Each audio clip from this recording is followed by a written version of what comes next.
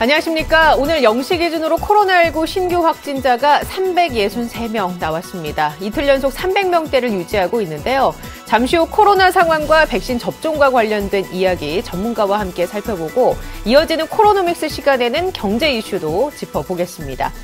TBS 특보 코로나19 오늘도 현재까지 들어온 속보 중심으로 살펴보겠습니다. 국내외 코로나19 상황 전문가와 함께 살펴보겠습니다. 서울대우 중앙대 약학대학 교수 모셨습니다. 교수님 안녕하십니까? 예, 안녕하세요. 네, 오늘 0시 기준으로 신규 확진자가 363명 나왔습니다. 일단 표면적으로는 300명대를 이틀째 유지하고 있는데요. 지금 상황 어떻게 보고 계십니까? 예, 여전히 좋지는 않습니다. 언제나 한 주에서 제일 중요한 것은 수, 목, 금, 토라 말씀을 드렸고요.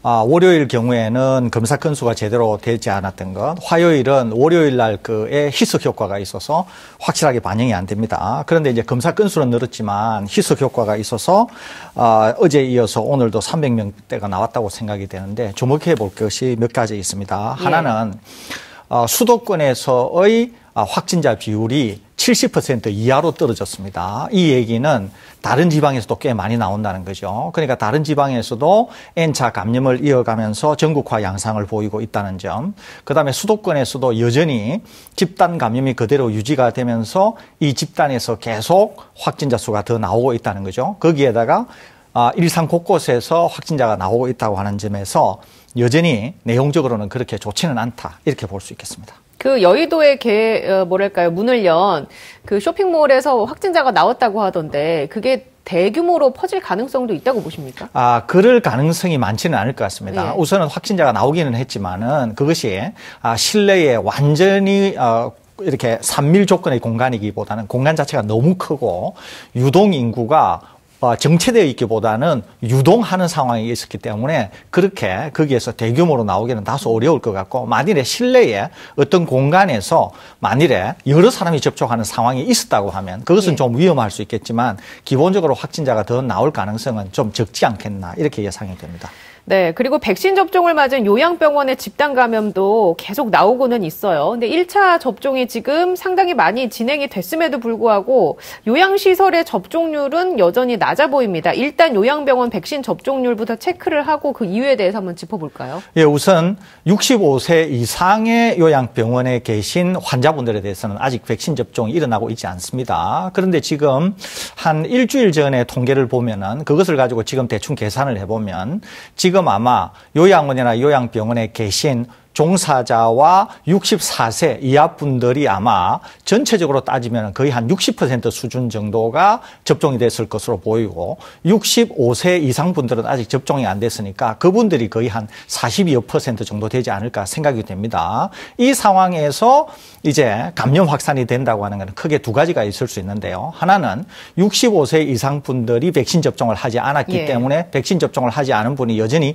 꽤 있다는 것과 두 번째는 거의 한 60% 정도가 이미 접종을 했다고 하더라도 1회 접종만 완료가 된 상황이거든요. 그러니까 면역 체계가 아직 확실히 확보되었다. 이렇게 보기는 좀 어렵습니다. 그렇기 때문에 여전히 지금 상황에서도 확산이 일어날 경우에는 그 내부에서 네. 확산이 용이한 그런 상황이 존재한다 이렇게 볼 수 있거든요. 이런 요인들과 맞물려서 아마 확산이 일어나거나 아니면 감염이 관찰되는 게 아닌가 이렇게 예상이 됩니다. 그 요양병원의 면회도 이제 허용이 됐지 않습니까? 그 부분과 관련해서는 뭐 아직까지는 이렇다 할 위험이 감지되고 있지는 않은 거죠? 그렇기는 한데 지금 이제 백신 접종이 완전히 완벽하게 이루어져 있지 않기 때문에 면회를 허용하지만은 전면 허용이 됐다기보다는 굉장히 제한된 형태 또는 어떤 면회를 하더라도 제한된 공간이나 어떤 수칙 이런 거를 지켜서 면회가 이루어지고 있거든요. 거기에다가 워낙 요양병원에서의 감염은 위험성이 있기 때문에 예. 상당히 면회를 통한 감염 확산은 관리가 비교적 좀 잘 되고 있는 것으로 보입니다. 예. 그렇기 때문에 이것을 통한 감염이 아주 이렇게 활발하게 또는 네. 아주 대규모로 여러 곳에서 일어나고 있는 것은 아직 관찰이 안 되기 때문에 이것은 제한적인 상황에 네. 있다 이렇게 볼 수 있을 것 같습니다. 방역당국이 어제 2분기 백신 접종 계획을 발표했는데 어떤 내용인지 설명을 좀 해주실까요? 예, 우선은 기본적인 개념은 이겁니다. 65세 이상에 대해서 그러니까 요양원이나 요양병원에 계신 분들은 이제 곧 접종이 될 거고요. 그분들 말고 그분을 제외하고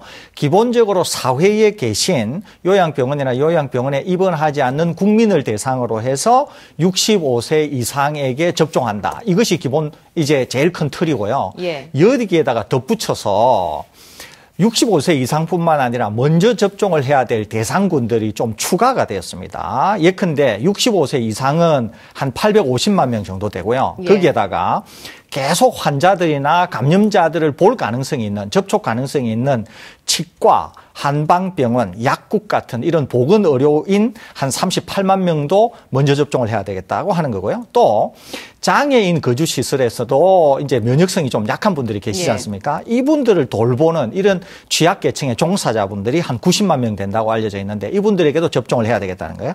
그다음에 또 항공승무원인 경우에는 혹시 변이 바이러스가 감염이 되어서 국내로 유입될 가능성이 있기 때문에 이분들도 먼저 접종을 해야 되겠다는 거고요. 또 교사나 이런 분들 원래는 이제 예상이 없었는데 이분들이 한 103만여 명 됩니다. 그래서 총 1200만 명 정도에게 백신 접종을 적극적으로 해야 되겠다. 이것이 이번에 발표된 그런 내용이라고 볼 수 있습니다.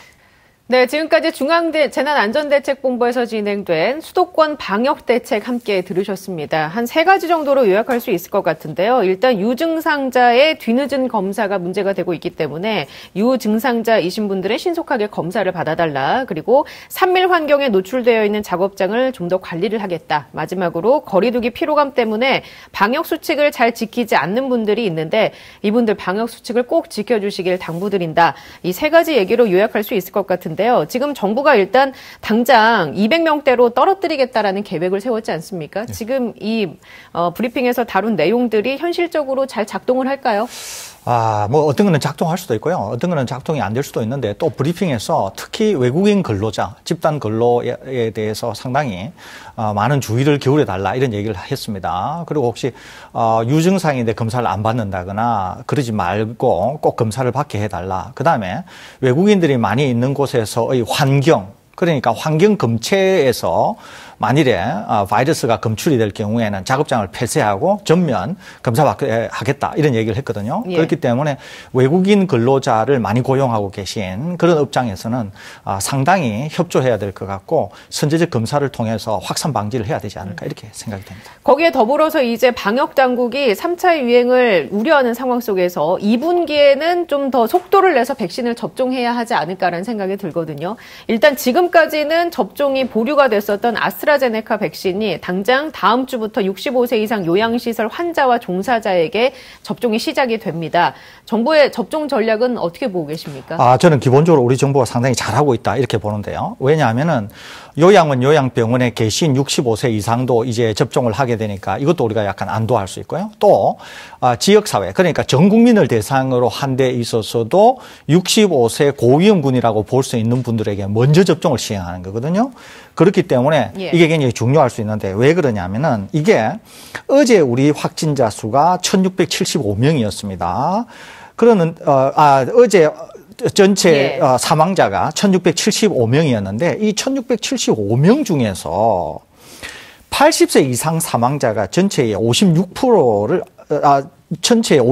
차지해요. 그러니까 대부분이 전체 사망자 1670여 명 중에서 반 이상이 80대가 사망자라는 거죠. 그다음에 70대에서 79세가 27%나 됩니다. 그러니까 정말 고위험군이 가장 많이 사망한다는 거죠. 그러니까 지금 요양원이나 요양병원에 계신 분들이 다음 주부터 접종이 되면 조만간 이제 65세 이상까지 다 접종이 될 거 아닙니까? 거기에다가 사회적으로도 접종을 하게 될 경우에는 65세 이상에게 850만 명이나 되는 이 65세 분들을 먼저 접종한다는 거죠. 그렇게 될 경우에는 전략상 확실히 사망률을 떨어뜨릴 수 있을 뿐만 아니라 확진으로 인해서 고위험군, 즉 중증으로 빠지는 분들도 상당히 줄일 수 있다는 얘기가 되는 것이거든요. 그렇게 되면 우리는 지금의 정도 상황에서만 관리를 하더라도 충분히 통제가 가능하기 때문에 이제는 상당히 전 국가적으로 볼 때 일상생활로 복귀하는 흐름이 빨라질 수 있거든요. 그런 점에서 본다고 하면은 백신 접종에 대한 계획은 계획진작이 잘 짜여졌는데 다만 어떻게 하면 우리가 원하는 타이밍에 원하는 만큼의 네. 백신을 도입할 수 있을 것인가. 이것이 제일 관건이 되지 않겠나 이런 생각이 듭니다. 사실 우리나라 국민분들은 뭐 접종 그 대상자가 된다고 하면 대부분 맞으실 것 같긴 한데 수용률이 그만큼 높고 백신을 얼마만큼 많이 확보하느냐가 관건이잖아요. 그렇습니다. 이 부분은 어떻습니까? 이거는 지금 이제 제일 중요한 게 앵커께서 말씀하신 게 지금 2분기의 전략이거든요. 예. 2분기의 전략이라고 하면 4, 5, 6월 달까지의 전략입니다. 그러니까 4, 5, 6월 달까지 우리 계획대로 하게 되면은 우리나라는 전반적으로 상당히 안전한 국가가 될 가능성이 많아요. 단적으로 이스라엘 예를 들 수가 있는데요. 이스라엘의 경우에는 전 국민 대비 거의 60에서 65% 정도가 최소한 1회 접종을 마쳤고요. 2회 접종을 마친 국민이 40% 정도가 되고 있거든요. 이스라엘은 봉쇄를 전면 해제를 했습니다. 봉쇄를 전면 해제를 했는데도 불구하고 확진자 수가 줄어들고 있어요. 그 얘기는 뭐냐면은 예. 백신의 효과가 나타나고 있다는 거죠. 그러니까 우리도 백신 접종과 관련해서 전략상 시기로 볼 때 가장 중요한 것이 4, 5, 6월 달이거든요. 예. 그러면 4, 5, 6월 달에 우리가 맞춰야 되는 분들의 백신이 얼마냐 하면은 1200만 명 분량이에요. 아까 브리핑 전에 네네. 말씀드린 것처럼 1200만 명 분량이 필요한데 1200만 명 분량이 있느냐? 아니거든요. 이미 우리가 확보했다고 알려져 있는 게 880만 명. 그러니까 거의 900만 명 분을 확보했다고 보시면 됩니다. 그러면 300만 명 분이 지금 부족하잖아요. 예. 300만 명 분을 4, 5, 6월 달에 대상 회사와 지금 협의 중이거든요. 대상 백신은 어디냐면 얀센, 모더나, 노바백스 이런 회사들하고 지금 계속 협의를 해서 6월 달까지 어떻게 하면은 이 회사들로부터 300만 명 분을 도입해내는가. 이것이 지금 우리에게 남아있는 제일 중요한 과제일 것 같고요. 일단 880명 분은 확보가 됐다고 본다면 예. 1200만 명 분을 접종하는 데는 큰 문제가 없어 보이는데 예. 나머지 300만 명 분량에 해당하는 것을 신속히 도입하고 계약을 마무리 짓는 게 굉장히 중요해 보입니다. 그 계약서는 쓸 수 있는데 실제로 2분기 안에 들어오느냐가 관건이지 않습니까? 그러면은 네. 그렇습니다. 언제나 이제 계약을 하고 예. 하더라도 일정상 이제 이게 어그러질 수가 있거든요. 그런데 뭐 정부가 이제 계약을 한 것은 확실히 이제 우리가 물량을 확보했으니까 들어오겠다 이렇게 얘기하니까 우선은 믿어봐야 될 것 같고요. 아스트라제네카 같은 경우에는 350만 명분, 특히 이것은 우리 공장에 있기 때문에 350만 명은 확실히 확보됐다 이렇게 볼 수 있습니다. 거기에다가 코백스 패실리티를 통해서 들어오는 한 70만 명 분도 이미 이거는 뭐 확보가 됐다 이렇게 볼 수 있는 거거든요. 코백스 패실리티라고 하는 이름만 붙여져 있다 뿐이지 이것도 우리나라 땅에서 그냥 들어오는 거니까. 그러니까 우리는 한 420만 명 분은 이미 우리 손에 있다 이렇게 볼 수 있습니다. 예. 다만 화이자 분량이 어떻게 우리에게 시간에 맞춰서 들어올 건가. 이거는 이제 우리가 지켜봐야 될 것 같은데 당국이 뭐 장담하고 있으니까 880만 명분은 확실히 우리 손에 있는 거 아니냐. 이렇게 점쳐볼 수 있을 것 같습니다. 알겠습니다. 지켜봐야겠습니다. 그리고 청와대에서 이제 발표를 했습니다. 문 대통령 내외가 아스트라제네카 백신을 맞는다고 밝혔는데요. 국민들에게 주는 메시지도 있을 것 같아요. 상당히 있다고 봅니다. 일단은 대상자가 되십니다. 여태까지 대통령께서 백신 접종을 못 하신 이유가 예. 대상자가 안 됐기 때문에 혹시 불필요한 논란을 촉발시킬까 봐서 접종을 안 하신 거거든요. 그런데 이제 대통령께서 조만간 이제 G7 정상회의 때문에 출국을 하시지 않습니까? 그러면은 정해진 규칙대로 백신을 접종하실 수가 있거든요. 그런데 네. 두 분이 다 이제 출국을 하시니까 두 분이 다 백신을 접종하셔야 되는데 청와대에서 지정을 했죠. 아스트라제네카 백신을 맞겠다. 이렇게 지정을 한 거 아닙니까? 그러니까 두 분이 이제 아스트라제네카 백신을 접종을 하실 겁니다. 그런데 아시다시피 지금 유럽 각국에서 혈전이 생기는 문제 때문에 네. 이제 당분간 백신 접종을 중단하는 국가가 속출하고 있거든요. 예.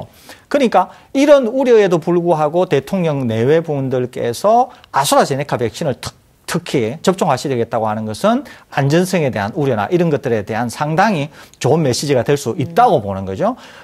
또 제가 하나 좀 드리고 싶은 것은 지금 유럽에서 이 혈전 문제 예. 때문에 여러 지금 논란이 많이 일어나고 있는데 이거는 제가 볼 때는 완전히 난센스라고 보이거든요. 네. 왜 그러느냐 하면은 지금 이런 논란이 되고 있는 게 기본적으로 유럽의 독일, 프랑스, 이탈리아가 먼저 낙인 효과를 찍었기 때문에 그렇습니다. 아스트라제네카 백신에 그렇습니다. 문제가 있다라는 그렇습니다. 초기예요. 그러니까 초기에 65세 이상의 데이터가 적어서 다소 유보적이다라고 하는 낙인을 찍은 상태에서 막상 현장에서 접종을 하다 보니까 직접적인 사례는 아닙니다만 사망 사례가 나오니까 낙인 효과 때문에 국민들이 먼저 깜짝 놀라는 거예요. 이 백신이 문제가 있는 거 아니냐. 이렇게 국민들이 먼저 놀라니까 정치권이 반응을 하는 거죠, 여기에. 그러니까 이런 일들이 조금만 생기면서 국민의 의혹의 시선을 드러내니까 바로 백신 접종을 중단하게 되는 상황이 오게 된 겁니다. 이게 이제 낙인 효과라고 볼 수 있는 거죠. 그런데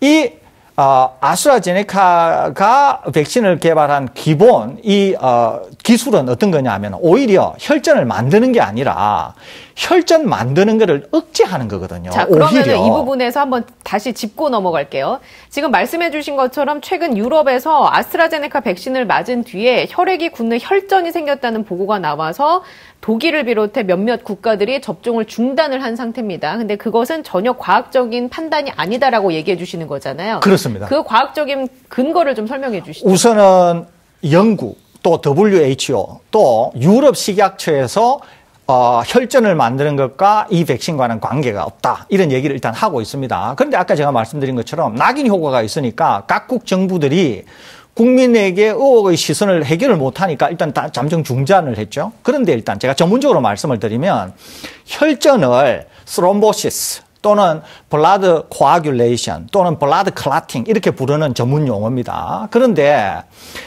여러 종류의 바이러스들이 이런 혈전을 만든다고 알려져 있어요. 대표적인 게 독감 바이러스인데요. 독감 바이러스는 바이러스 표면에 혈전을 만드는 역할을 하는 단백질이 이미 있습니다. 그런데 아스트라제네카가 사용하는 이 기술인 아데노 바이러스는 어떤 특징이 있냐면은 이것은 혈전을 만든다고 알려져 있는 그 단백질에 결합함으로써 오히려 혈전을 만드는 것을 억제하는 기능을 갖고 있어요. 그렇기 때문에 전문가들이 심지어는 이번에 CNN이나 BBC에 나온 전문가들도 당혹스럽다.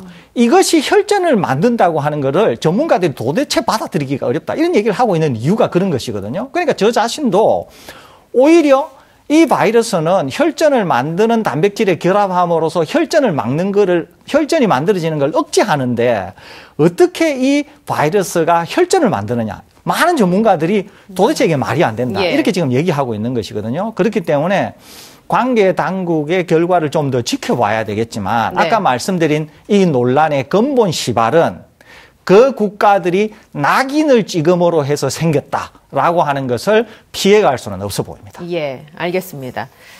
자, 지금까지 서울대 중앙대 약학대학 교수와 함께 얘기 나눴습니다. 여러분은 지금 생방송으로 진행되는 TBS 특보 코로나19와 함께하고 계십니다. 공사장에선 안전모, 운전할 땐 안전벨트가 필수죠. 코로나19 시대 우리의 안전은 무엇으로 지킬까요? 항상 마스크를 착용한다고 생각해 주십시오. 마스크를 착용하는 것이 필요합니다. 마스크 착용법을 준수해 주시기 바랍니다. 마스크 착용으로 나를 지켜주세요. 마스크 착용으로 우리를 지켜주세요.